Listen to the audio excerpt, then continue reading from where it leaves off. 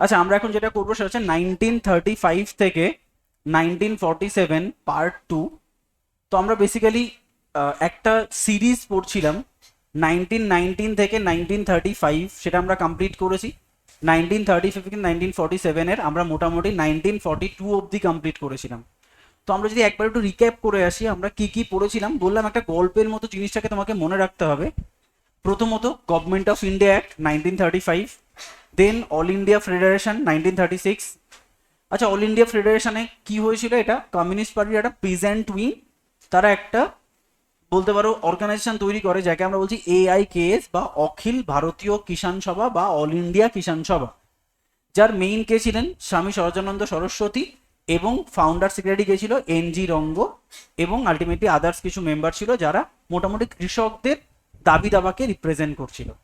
আচ্ছা, এবার কি হলো, প্রভিন্সিয়াল ইলেকশন বলো কতগুলো প্রভিন্সের মধ্যে হয়েছিল, 11টা। তার মধ্যে কতগুলো প্রভিন্সে কংগ্রেস জয় করে, 9টা। কোন দুটোতে পারেনি, বাংলা আর পাঞ্জাব। বাংলায় কে করে, ইউনিয়নিস্ট পার্টি সিকান্দার, না, বাংলায় হচ্ছে তোমার কৃষক প্রজা পার্টি ফজলুল হকের, আর তোমার পাঞ্জাবের ইউনিয়নিস্ট পার্টি সিকান্দার হায়াত খান। মুসলিম লীগ একটাতেও করতে পারেনি।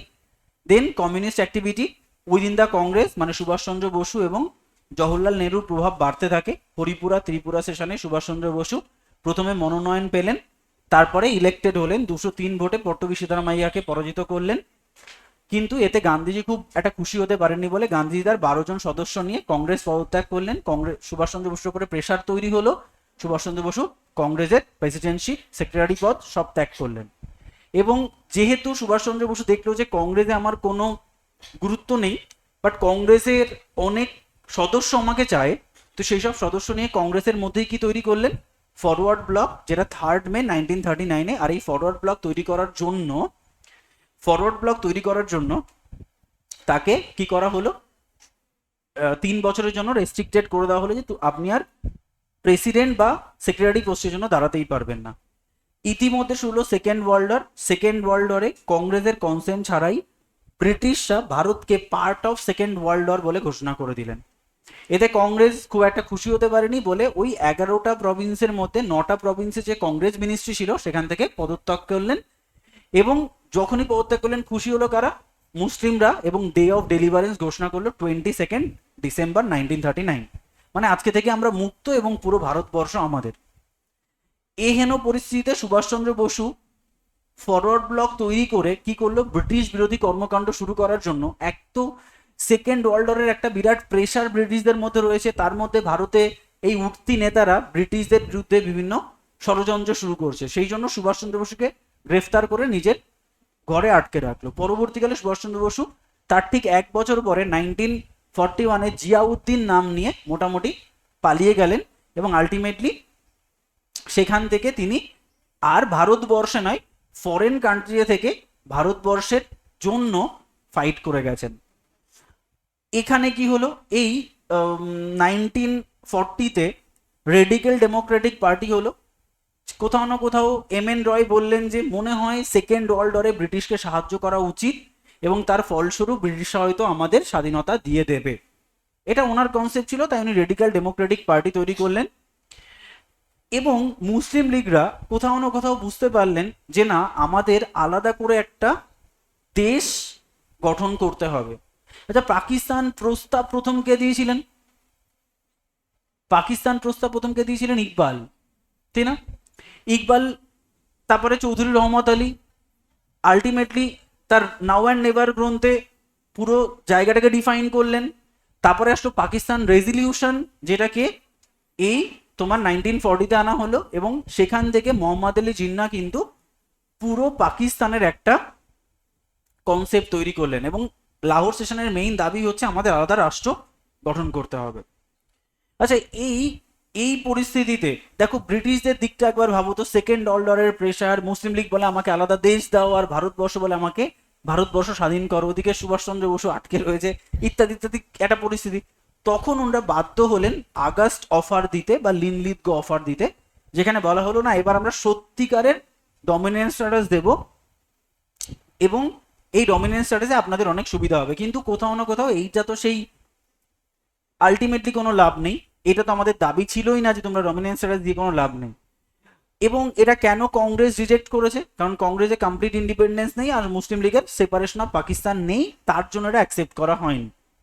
সেই জন্য ভারতবর্ষ একদম সত্যাগ্রহের মাধ্যমে এটাকে রিজেক্ট করার লাস্ট স্টেপ নিয়েছিল, তাকে আমরা বলছি ইন্ডিভিজুয়াল সত্যাগ্রহ মুভমেন্ট, যে this is the nationalist sentiment, যেটার মাধ্যমে আমরা প্রকাশ করতে চাইছি this is the last way বা লাস্ট বলতে পারো warning to the British. After that আমরা কিন্তু সশস্ত্র আন্দোলন শুরু করব। তো ইন্ডিভিজুয়াল সত্যাগ্রহী তিনজন ছিলেন, ফার্স্ট কে বিনোবা ভাবে, সেকেন্ড জওহরলাল নেহেরু, আর থার্ড ব্রহ্মা দত্ত। তো এই হচ্ছে আমাদের মোটামুটি আগের দিনের পুরো আলোচনা। আচ্ছা, এই পরিস্থিতিতে কোথাও না কোথাও ব্রিটিশরা বুঝতে পারলেন যে মনে হয় যে ভারতবর্ষে আর আমাদের টিকে থাকাটা সম্ভব নয়। তিনি সেই জন্য এই পরিস্থিতিতে ভারতবর্ষের এক্স্যাক্ট পরিস্থিতি বা এক্স্যাক্ট সিনারিও কি সেটাকে বোঝার জন্য ক্রিপস মিশনকে পাঠালেন।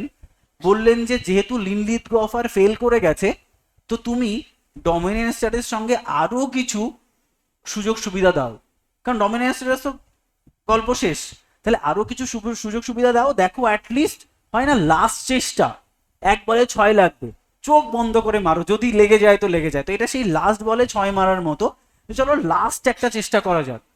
ক্রিপসকে পাঠানো হলো যে তুমি যত প্রকারের ফ্যাসিলিটি দেওয়া যায় স্বাধীনতা বাদে বাকি সব ফ্যাসিলিটি দিয়ে দাও, ঠিক আছে? তাই দেখো বলছে যে ডমিনেন্স স্ট্যাটাস, দেখো other facility beside the dominance status, মানে প্রচুর সুযোগ সুবিধা দেওয়ার চেষ্টা করা হয়েছে। কি ক্রিপস, এটা মাথায় রাখবে, একদম লিখে রাখো, সিঙ্গেল মেম্বার্ড মিশন, বারবার করে তোমার এটা ভুল হবে, সিঙ্গেল মেম্বার্ড মিশন। ক্রিপসকে আমরা কি বলছি? Single member mission. কেন?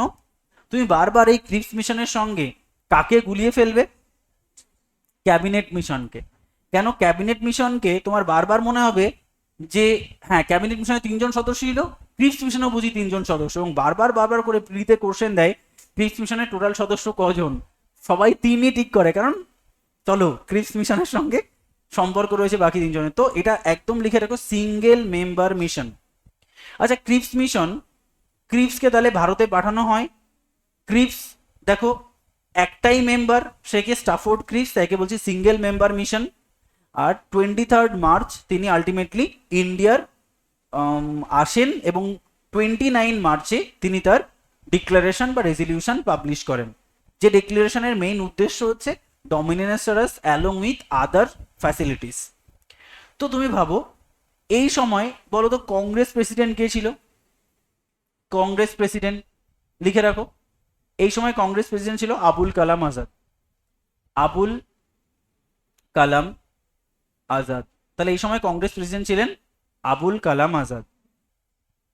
এবং তোমাকে মেন্সে একটা কোশ্চেন দিয়েছিল, who negotiate with Cripps? Answer হবে Congress president Abul Kalam Azad negotiate with Cripps in 1932। তাই লিখে রাখতে পারো নেগোশিয়েট বা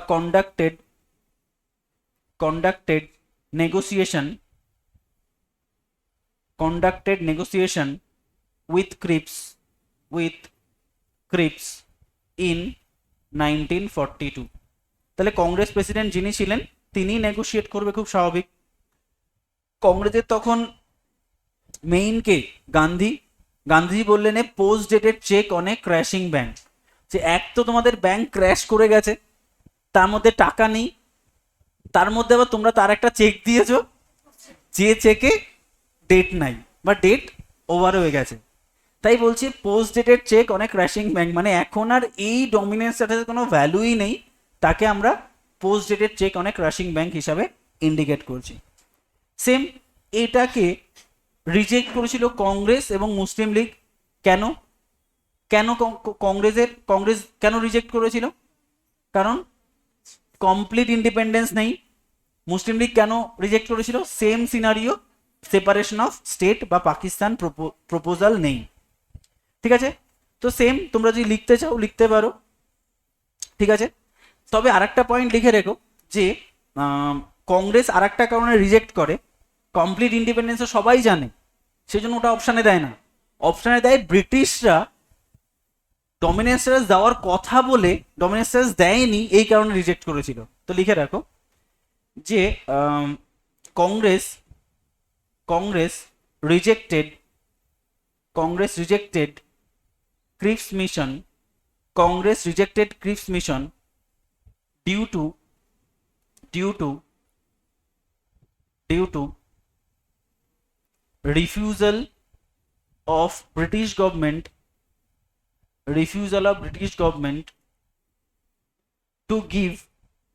to give dominant status to India। তাহলে ইন্ডিয়াতে ডমিনেন্স স্ট্যাটাস দেওয়ার কথা বলে দেয়নি, তার জন্যই কিন্তু আলটিমেটলি ক্রিপস মিশনকে রিজেক্ট করা হয়। আচ্ছা নেক্সট কি, আর মুসলিম লীগ কেন করেনি? সেম, পাকিস্তান রেজলিউশন ছিল না, এটাকে লেখাচ্ছি না, একই ব্যাপার, ঠিক আছে। আচ্ছা তোমাকে বলবে what is the main objective of Cripps mission. Cripps মিশনের মেইন অবজেক্টিভ কি ছিল? অবজেক্টিভ কি? ক্রিপস মিশনের কিন্তু অবজেক্টিভ ডমিনেন্স স্ট্যাটাস দেওয়াটা ছিল না। ডমিনেন্স স্ট্যাটাস দিয়েও আলটিমেটলি কি হাসিল করতে চেয়েছিল? ভারতীয় cooperation in second world war. তো লিখে রাখো Cripps mission objective to retain RETAIN or regain or to retain or regain the Indian cooperation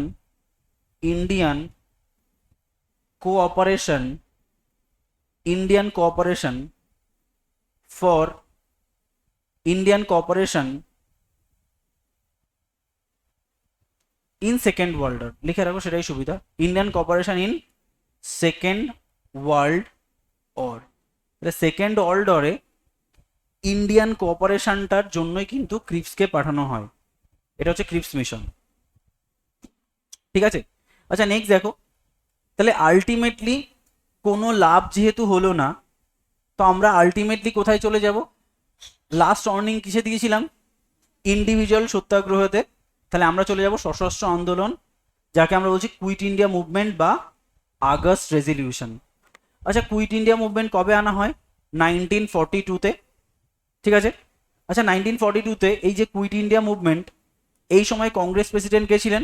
same, Maulana Abul Kalam Azad. Viceroy কে ছিলেন? লিনলিথ গো। তো দেখো আলটিমেটলি এই কুইট ইন্ডিয়া মুভমেন্ট কেন আনা হয় সেটা একটু লিখে রাখো। লেখো কেন কুইট ইন্ডিয়া মুভমেন্ট আনা হয়, লেখো কুইট ইন্ডিয়া মুভমেন্ট, QIM লিখছি, quit India movement is launched in response to Cripps proposal।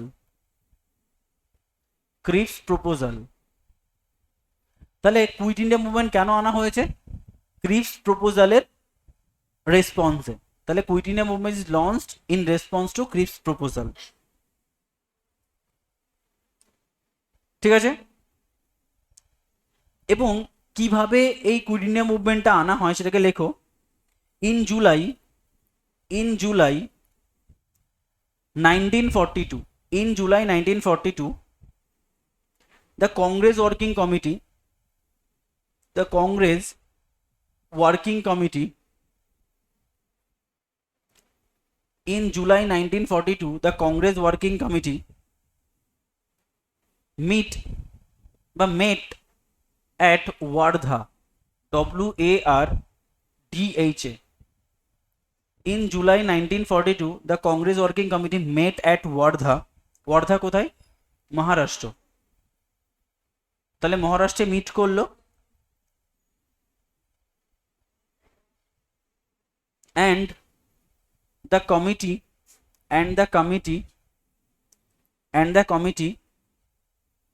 first accept the idea of quit India movement. তাহলে এই কংগ্রেস ওয়ার্কিং কমিটি কিন্তু কুইট ইন্ডিয়া মুভমেন্টের প্রস্তাবকে অ্যাকসেপ্ট করেছিলেন। তো আলটিমেটলি দেখো এই জুলাই মাস, ঠিক আছে, জুলাই জুলাইয়ের আগে এপ্রিল, তাহলে গান্ধীজি এপ্রিলে কি করলেন, জাস্ট একটা রেকমেন্ডেশন তুলে ধরলেন কুইট ইন্ডিয়া মুভমেন্টের, ঠিক আছে। এবং এই মুভমেন্টে কোন জার্নাল সবচেয়ে বড় ভূমিকা পালন করেছে? হরিজন জার্নাল। তাহলে হরিজন জার্নালের মাধ্যমে তিনি কুইট ইন্ডিয়া মুভমেন্টের আইডিয়া দিলেন। কবে? এপ্রিলে। দেন জুলাইতে এই যে আন্দোলনটা, সেটা কি হলো? কংগ্রেস ওয়ার্কিং কমিটি দ্বারা অ্যাকসেপ্টেড হলো। অ্যান্ড ফাইনালি এটা দেখো, এই রেজলিউশনটা কবে আলটিমেটলি এনফোর্স হলো? দেখো রেজলিউশন অফ অ্যাডপ্ট করা হলো 8 আগস্ট। মানে চলো এবার যে কোনো দিন আমরা অ্যাডপ্ট, মানে যে কোনো দিন আমরা কুইট ইন্ডিয়া মুভমেন্ট চালু করতে পারি। তাহলে 8 অগস্ট আমরা কোথায় এটাকে অ্যাকসেপ্ট করলাম? গোয়ালিয়রে। তাহলে দেখো কতগুলো, এপ্রিলে হরিজন পত্রিকার মাধ্যমে একটা রেকমেন্ডেশন দিল, আলটিমেটলি রেকমেন্ডেশন দিল এবং সাধারণ মানুষের কাছে পৌঁছে গেল কার থ্রু দিয়ে? হরিজন পত্রিকার মাধ্যমে। জুলাইতে কংগ্রেস ওয়ার্কিং কমিটি কি করলো? এটাকে অ্যাকসেপ্ট করলো আইডিয়াটা, এবং রেজলিউশন অ্যাডপ্ট হলো 8 অগস্ট। অ্যান্ড ফাইনালি এই 8 অগস্ট কি হলো? 8 অগস্ট অনেক যে ইম্পর্টেন্ট লিডাররা রয়েছেন সেই লিডারদের গ্রেফতার করার জন্য 9th অফ অগস্ট এই মুভমেন্টটা শুরু হলো। দেখো এই 8 অগস্ট কি করলো? 3জন লিডারকে গ্রেফতার করা হলো। এই 8 তারিখ 3জন লিডারকে গ্রেফতার করা হয়। গান্ধীজি কোথায় আটকে রাখা হলো? আগা খান প্যালেসে, প্রচুরবার পরীক্ষায় কোশ্চেন দেয়। নেহেরুকে কোথায় আটকে রাখা হয়? আলমোড়া জেলে। আর মৌলানা আজাদকে বাঁকুড়াতে আটকে রাখা হয়। তাহলে এই 3জন হচ্ছে মেইন, দেখো কংগ্রেসের প্রেসিডেন্ট এবং মেইন যে 3জন, গান্ধী, কংগ্রেস প্রেসিডেন্ট এবং নেহেরু মানে মৌলানা, এই 3জনকে আটকে রাখার জন্য, তাহলে আলটিমেটলি কুইট ইন্ডিয়া মুভমেন্ট এটা কিন্তু রেজিস্ট করার জন্য আটকে দেওয়া হয়েছে, যাতে করে মুভমেন্টটা স্টার্ট না হতে পারে। তখন গান্ধীজি জেলে বসে স্লোগান দিলেন, ডু অর ডাই, চলো শুরু করো। তো 9th অফ অগস্ট এই মুভমেন্টটা স্টার্ট হয়ে গেল। তাহলে পুরো সিনারিওটা ভাবো স্টেপ বাই স্টেপ। ফার্স্ট হচ্ছে এপ্রিলে রেকমেন্ডেশন দেওয়া হলো এবং সেই রেকমেন্ডেশনটা হরিজনের মাধ্যমে চারিদিকে ছড়িয়ে পড়লো। জুলাইতে কংগ্রেস ওয়ার্কিং কমিটি এটাকে অ্যাকসেপ্ট করলো। 8 অফ আগস্ট অ্যাডপ্টেড হলো, জেলে ভর্তি করা হলো। 9th of August movement start হলো। হ্যাঁ, 8 তারিখে ভর্তি করা মানে জেলে নেওয়া হয় এবং জেলে বসেই কিন্তু আলটিমেটলি। তো তুমি ভাবো মুভমেন্ট তো শুরু হলো, উইদাউট লিডার মুভমেন্ট চলবে কি করে? তাই নয় কি? তুমি গান্ধীজি, নেহেরু এরা নেই, তো মুভমেন্ট কে চালাবে? ঠিক আছে, তো সেই জন্য কিছু লোকাল লিডার উঠে আসলো। এই লোকাল লিডাররা কারা অ্যাকচুয়ালি বলতে পারবে? এদের নাম তোমরা জানো? অরুণা আসাফ আলী, তোমার জয়প্রকাশ নারায়ণ, এনাদের নাম জানো? অচ্যুত পটবর্ধন, রাম মনোহর লোহিয়া, উষা মেহতা। কারা এরা? কংগ্রেস সোশ্যালিস্ট পার্টি, যারা 1934-এ তৈরি হয়েছিল, এই Congress socialist party quit India মুভমেন্টের হাত ধরলো। তোমার যদি বলা হয় যে কুইট ইন্ডিয়া মুভমেন্টের মেইন লিডার কারা, answer none of the above. মানে আলটিমেটলি কেউ ছিল না। আর যদি বলে অ্যাকচুয়ালি কোন অর্গানাইজেশন একে মুভ করেছিল, অ্যান্সার কি হবে? Congress socialist party. আর যদি বলা হয় লোকাল লিডার্স, তখন আমরা বলবো অরুণা আসাফ আলী, জয়প্রকাশ নারায়ণ, দেখো মাতাঙ্গিনী হাজরা যাকে আমরা গান্ধী বুড়ি বলি, দেখো কনকলতা বড়ুয়া, 13 ইয়ার্স মাত্র বয়স, সেই ক্ষুদিরামের মতো। দেখো এনরা কুইট ইন্ডিয়া মুভমেন্টের জন্য এগিয়ে গেল। আচ্ছা, এই মুভমেন্টটা কমপ্লিট ফেলিয়ার, এটা কিন্তু আলটিমেটলি খুব একটা লাভ হয়নি, কিন্তু আলটিমেটলি ব্রিটিশদের সেই 1857-এর একবার রূপ দেখিয়ে দিয়েছে আরও একবার। ঠিক আছে, আচ্ছা তো আমরা ওটাকে পরে আসছি। তো এখানে কিছু তো প্রচেষ্টা হয় কিভাবে মুভমেন্টটা চলবে, তো সেটাকে একটু লিখে রাখো। তো সেটা হচ্ছে ইম্পর্টেন্ট প্রোগ্রাম লিখে রাখো, important programs, important programs of movement. এই মুভমেন্টের ইম্পর্টেন্ট প্রোগ্রামস কি ছিল? দেখো ইম্পর্টেন্ট প্রোগ্রামস লেখো, ফরমেশন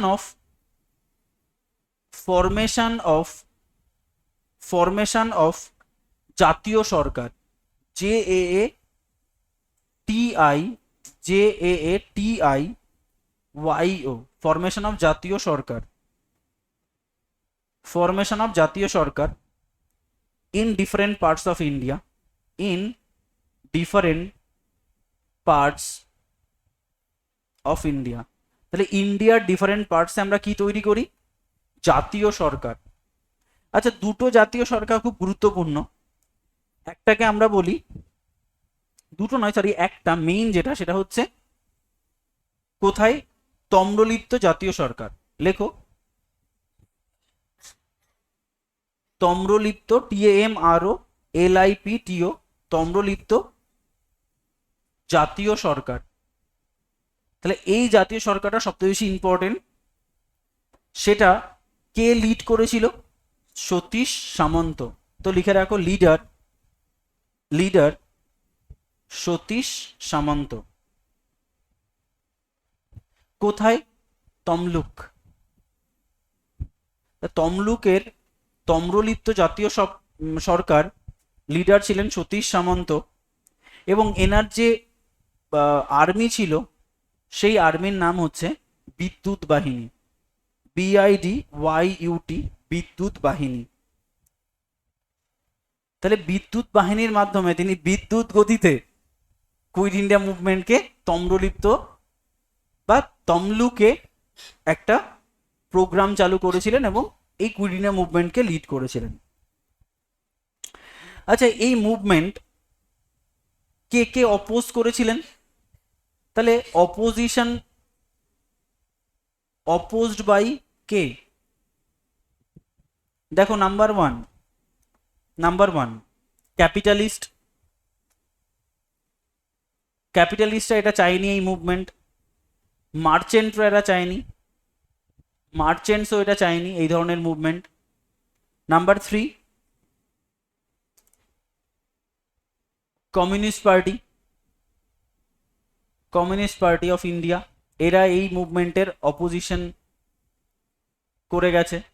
নাম্বার 4 প্রিন্স, তখনকার যে রাজারা, তারা চায়নি। ল্যান্ডলর্ডস।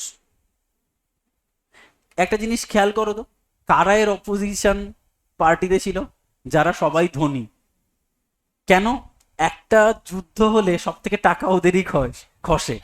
সেই জন্য ক্যাপিটালিস্ট, মার্চেন্ট, যারা ব্যবসা করে, খুব স্বাভাবিক, একটা জায়গায় যদি আটকে দেওয়া তাহলে তার বিজনেস বন্ধ হয়ে যাবে।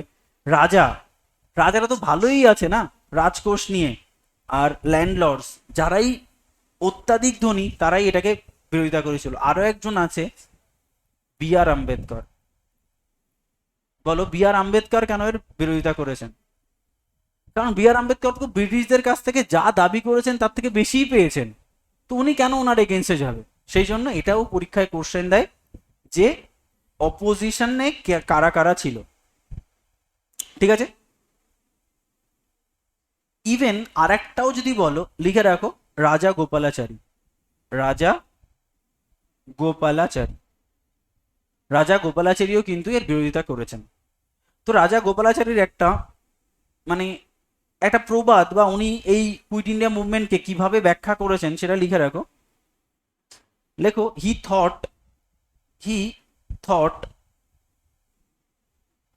থট দ্যাট, তিনি মনে করতেন, quit India movement was misguided. Quit India movement was misguided and detrimental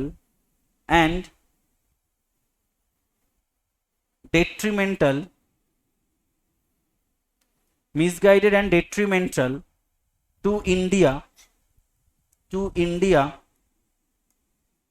long term relation or interest। মানে লং টার্ম পার্সপেক্টিভে দেখলে কুইট ইন্ডিয়া মুভমেন্ট ইন্ডিয়ার জন্য একটা ভয়ঙ্কর বা বলতে পারো ক্ষতিকারক বা ক্ষতির দিক রয়েছে কুইট ইন্ডিয়া মুভমেন্টে। এটাতে গেল আমাদের ইন্ডিয়ান কনটেক্সট, ইন্টারেস্ট বা রিলেশন। আচ্ছা, জওহরলাল নেহেরু কি বলেছিলেন এই কুইট ইন্ডিয়া মুভমেন্টের টাইমে? লেখো, at the time of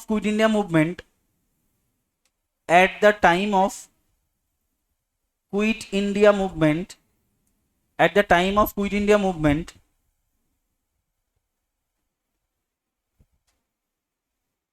J.L. Nehru admitted, ADMITTED, J.L. Nehru admitted that কি বলেছিলেন, neither before nor in Indian history, neither before nor in Indian history had such, neither before nor in Indian history had such unified, UNIFIED, unified sentiments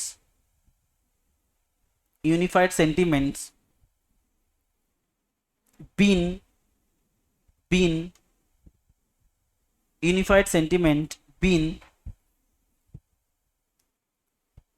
manifested, MANIFESTED, neither before nor in Indian history had such unified sentiment been manifested by various divergent section of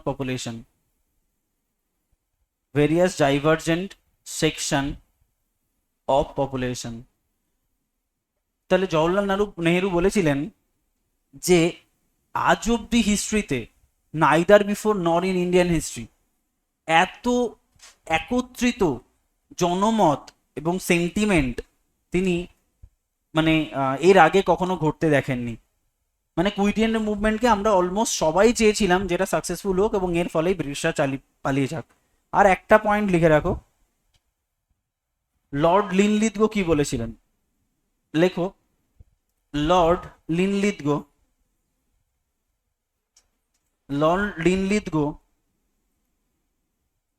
described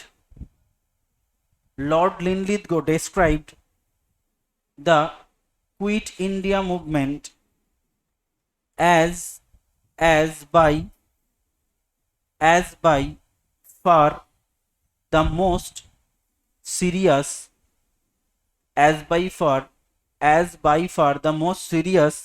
rebellion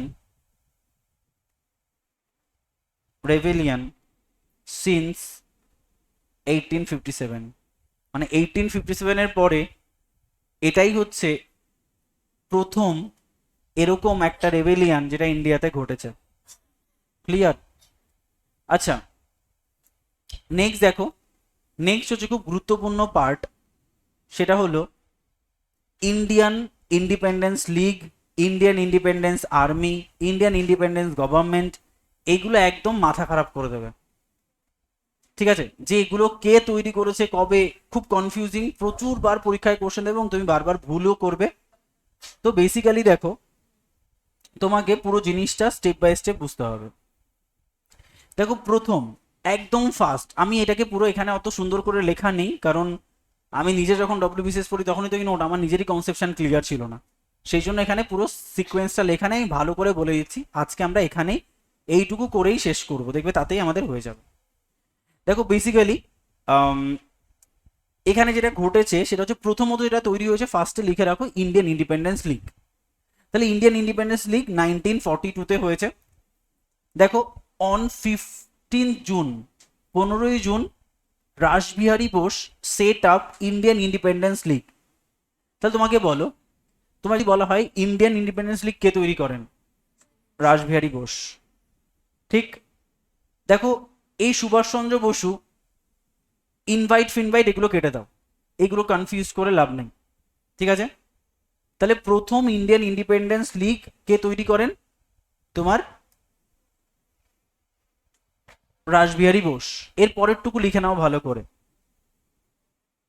ঠিক আছে, এবং দেখো এর পরের point হচ্ছে 1942-তে 1 September.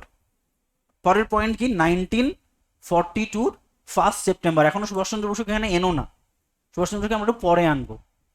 তাহলে 1942 1st September officially Indian independence army was set up by Rashbehari Bose, যার captain ছিলেন মোহন সিং এবং idea was given by Mohan Singh. এইটুকুতে কোনো গন্ডগোল নেই। তার কারণ হচ্ছে প্রথমে ইন্ডিয়ান ইন্ডিপেন্ডেন্স লিগের ধারণাকে দিলেন এবং তৈরিকে করলেন রাসবিহারী বোস। কবে? জুন মাসে, 15 June. June, July, August, September, almost 4 মাস পর তিনি মোহন সিং এর আইডিয়া নিয়ে, তাহলে তোমার যদি বলে who is the master mind behind Indian national army, এটা কিন্তু INA, এটা IIL, ইন্ডিয়ান ইন্ডিপেন্ডেন্স লিগ। তাহলে INA এর মাস্টার মাইন্ড কে ছিলেন? অ্যান্সার কি হবে? মোহন সিং। এই যে বাহিনী তৈরি হলো সেই বাহিনীর হেড কে ছিলেন? ক্যাপ্টেন মোহন সিং। আর বাহিনীটা আলটিমেটলি তৈরি কে করলেন? রাসবিহারী বোস। তাহলে এখন অব্দি দুটো নাম সিস্টেমে এলো, একটা হচ্ছে রাসবিহারী বোস ইন্ডিয়ান ইন্ডিপেন্ডেন্স লিগও তৈরি করেছেন, ইন্ডিয়ান ইন্ডিপেন্ডেন্স আর্মিও তৈরি করেছেন, দুটো আলাদা আলাদা টাইম ফ্রেম, একটা জুন মাসে আর একটা সেপ্টেম্বর মাসে, একটা 15 জুন, একটা 1 সেপ্টেম্বর। কিন্তু ইন্ডিয়ান ইন্ডিপেন্ডেন্স লিগের সঙ্গে কিন্তু মোহন সিং এর নাম যুক্ত নেই। এই লিগকে আলটিমেটলি আর্মিতে কনভার্ট করার মাস্টার মাইন্ড কে ছিলেন? মোহন সিং। এটুকু ক্লিয়ার? নেক্সট, এবার সুভাষচন্দ্র বসুকে আমন্ত্রণ জানানো হবে। তো লেখো তোমার 4th জুলাই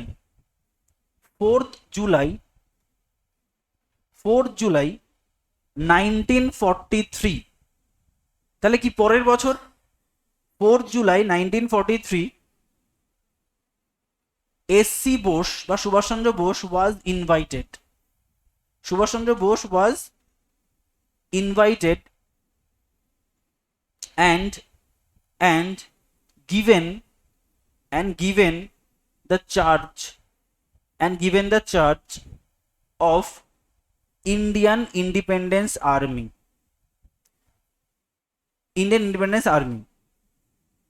ঠিক আছে? আচ্ছা, তাহলে ইন্ডিয়ান ইন্ডিপেন্ডেন্স আর্মি কি দায়িত্ব দেওয়া হলো? আচ্ছা, এই রেকমেন্ডেশনটা কে দিলেন? এই রেকমেন্ডেশন ক্যাপ্টেন মোহন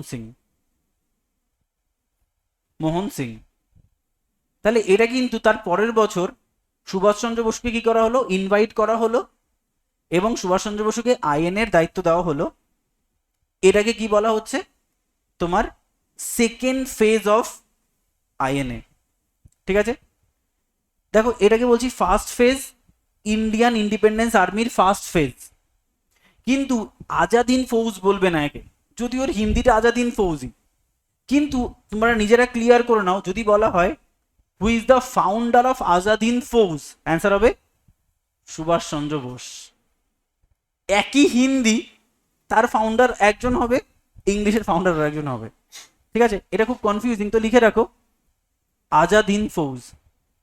আজাদ হিন্দ ফৌজ আগে লিখিয়ে দিই, তারপর আবার পুরোটা তোমাকে ক্লিয়ার করে দেবো। আজাদ হিন্দ ফৌজ, ঠিক আছে? তাহলে একে তুমি বলতে পারো সেকেন্ড ফেজ অফ INA। যদি তোমাকে এরকমটা বলে দেয় first phase of INA, answer কি হবে? Rash Behari Bose. Second phase of INA Subhash Chandra Bose. যদি বলে first phase of Azad Hind Fauj, তখন যদি ফার্স্ট ফেজ ওয়ার্ডটা ইউজ করে কি করবে? না, first phase of Azad Hind Fauj বলে Rash Behari Bose, second phase of Azad Hind Fauj হলে সুভাষচন্দ্র বোস। আজাদ হিন্দ ফৌজের ফার্স্ট সেকেন্ড বললে অসুবিধা নেই। এবার যদি কেউ বলে who is the founder of Azad Hind Fauj, answer কি হবে? সুভাষচন্দ্র বোস। ক্লিয়ার?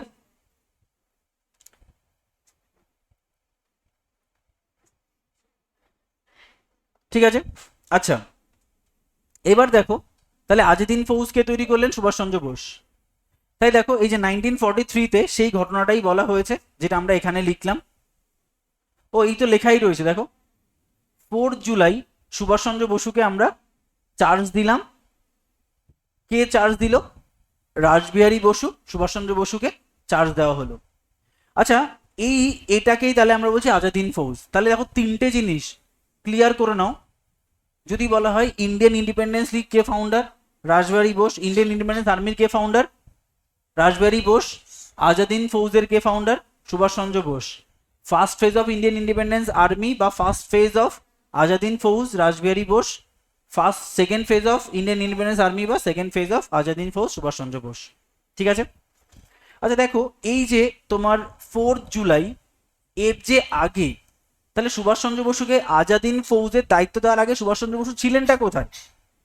দেখো, সুভাষচন্দ্র বসু ছিলেন এই যে এই টাইমে যখন আজাদ হিন্দ ফৌজের দায়িত্ব দেওয়া হয়নি, তার আগে তিনি কোথায় ছিলেন? দেখো, at the time with the help of 400 Indian soldier, যাদের জার্মানি গ্রেফতার করেছিল। তো উনি জার্মানিতে হিটলারের সঙ্গে কথা বলে আলটিমেটলি সমস্ত আর্মিদের মুক্তি ঘটান এবং তাদের নিয়ে একটা আর্মি গঠন করে। একে বলা হয় ন্যাশনাল আর্মি। এটা কিন্তু নট ইন্ডিয়ান ইন্ডিপেন্ডেন্স আর্মি, সেই জন্য খুব কনফিউশন। জাস্ট একটা জাতীয় বাহিনী গঠন করে, ঠিক আছে?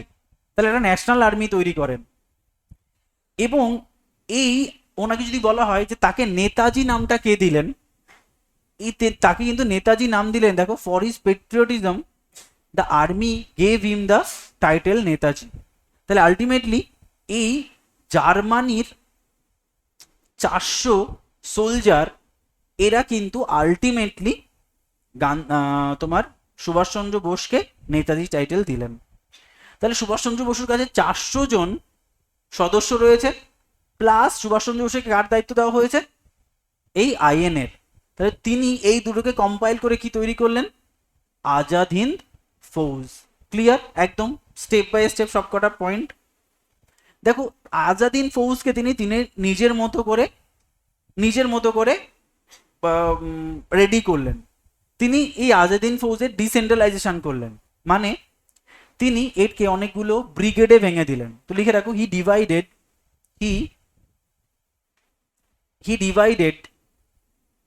Azad Hind Fauj in some brigade. তিনি কিছু ব্রিগেডে ভেঙে দিলেন, লাইক গান্ধী ব্রিগেড,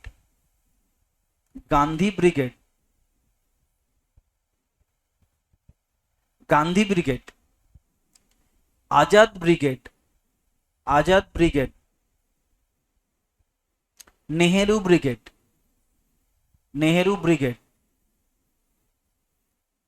ঝাঁসির রানী ব্রিগেড।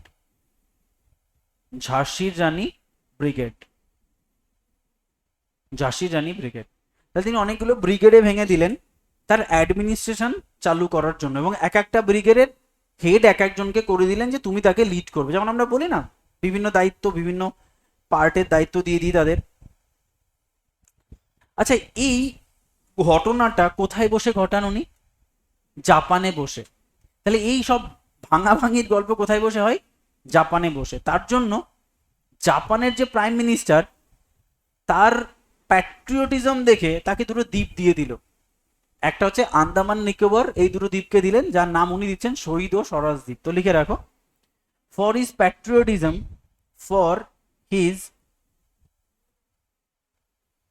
প্যাট্রিয়টিজম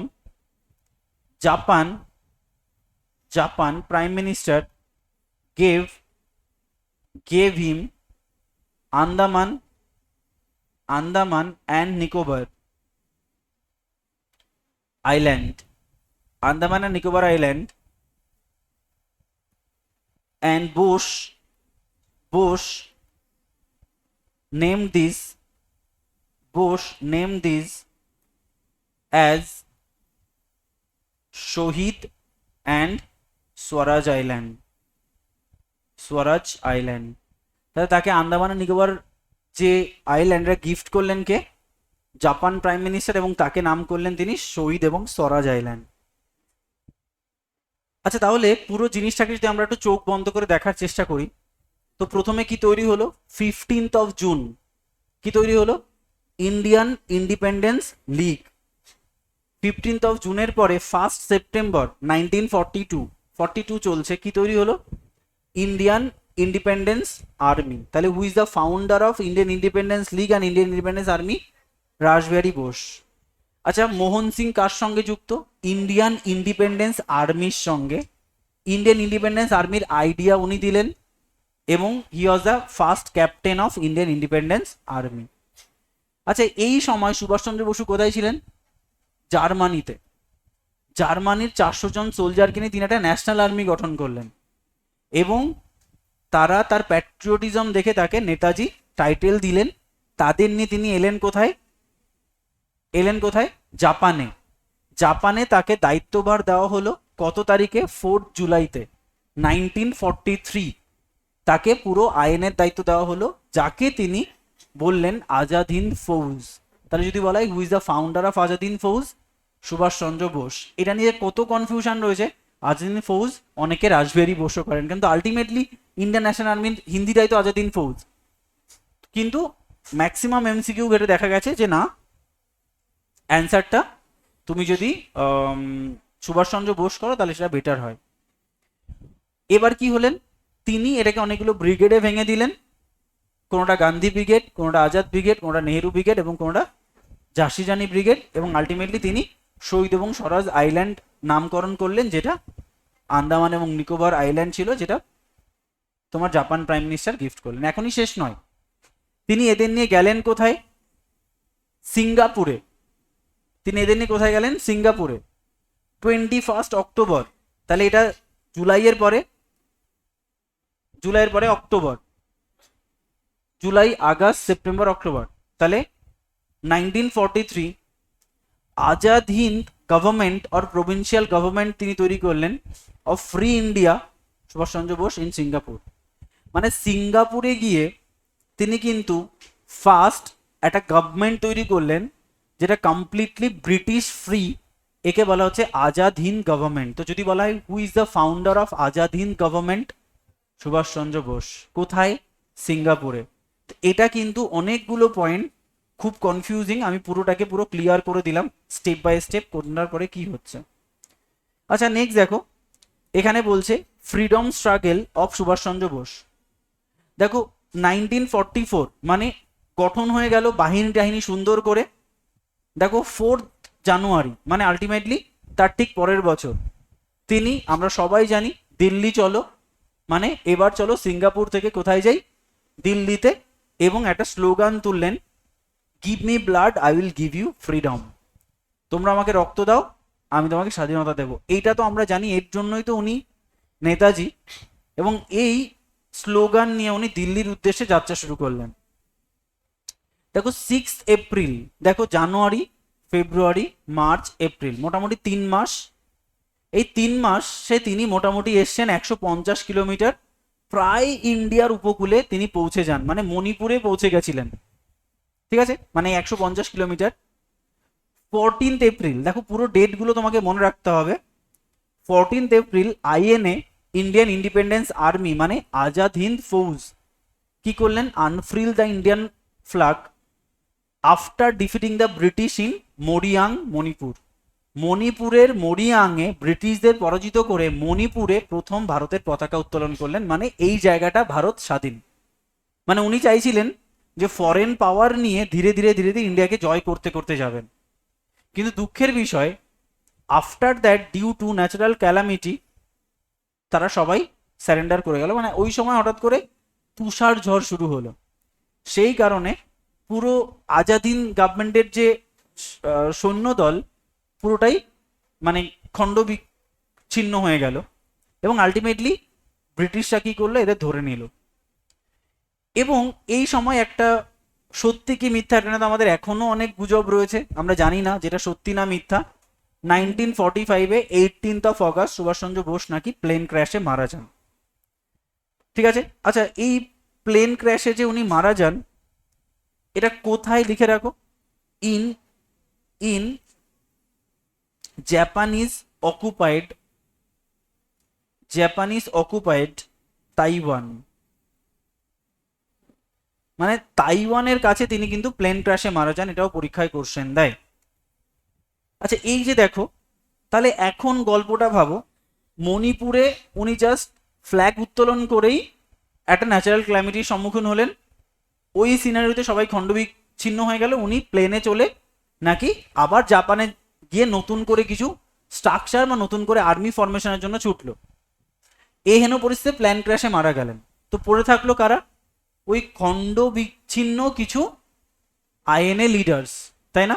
সেই আইএনএ লিডার্সের ফলাফল দেখো, INA trial in red fort. দেখো 1945-এ এবার এদের ধরছে, গ্রেফতার করছে।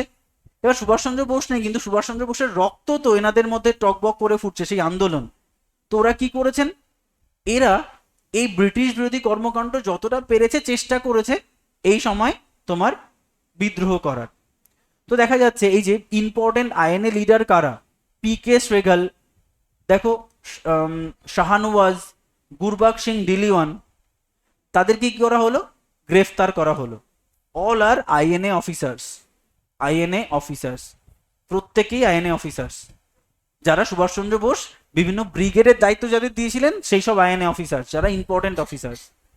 এবং এনাদের গ্রেফতার করা হলে ভারতীয়রা কি চাইবে, স্বভাবতই না আমাদের আমাদের রেভিশনালিস্ট, তো ওনাদের কি ছাড়ানোর একটা প্রচেষ্টা করবে। তো দেখো ভুলাবাই দেশাই, তেজ বাহাদুর সপ্রু এবং নেহেরু এর বিরোধিতা করেছিলেন যে ওনাদের ছেড়ে দেওয়া হোক, ঠিক আছে। এবং এই যে তোমার 1945-এ এনাদের গ্রেফতার করা হয় কবে, 12th নভেম্বর। তো লিখে রাখো 12th November, 1945 was celebrated as INA Day। তোমাকে পরীক্ষা অনেকবার কোশ্চেন দেবে যে কবে আমরা আইএনএ ডে পালন করি। 12th নভেম্বর 1945 আমরা আইএনএ ডে হিসাবে পালন করি। তাহলে এখানে আমাদের কি আইএনএর পুরো গল্প শেষ হচ্ছে। নেক্সট ক্লাস আমরা শুরু করব রাজাজি ফর্মুলা দিয়ে। ক্লিয়ার? চলো রেকর্ডিংস অফ করে দিচ্ছি।